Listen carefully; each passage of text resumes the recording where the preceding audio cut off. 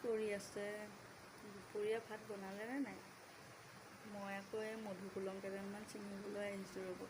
এইটো আকৌ মোৰ মাৰ ঘৰহে দেই, মোৰ ঘৰ সেই পিছ চাইডে।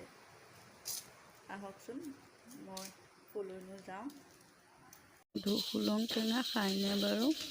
আপোনাক কেনেকৈ খায়? মই দালিত দিও খাওঁ, আকৌ মাছৰ সৈতেও বনাই খাওঁ কেতিয়াবা। ভাল লাগে গৰমত খাবলৈ বাৰু মধুসোলং। ছিঙি আনিলোঁ দালিত দিব কাৰণে। আপোনালোকে কি কি বনালে জনাবচোন। এয়া মধুসোলং আৰু কঁঠাল গুটি দালি দি বনালোঁ। তাৰপাছত মই কাটি লৈ তেল মাৰি সিজাওঁতে দি নলওঁ। আৰু লগতে মাছো আনিলে, মাছে আলুৱে বিলাহীয়ে বনালোঁ। তাৰপিছত মাছৰ কণী অকণো আনিছিলে দেই, কণীকণো মানে বৰা নিচিনাকৈ বনালোঁ। মাতিছিলোঁ দুজনী ভণ্টি খাবলৈ, সিহঁত দুজনীও আহিলে। এয়া ভাত ৰেডি।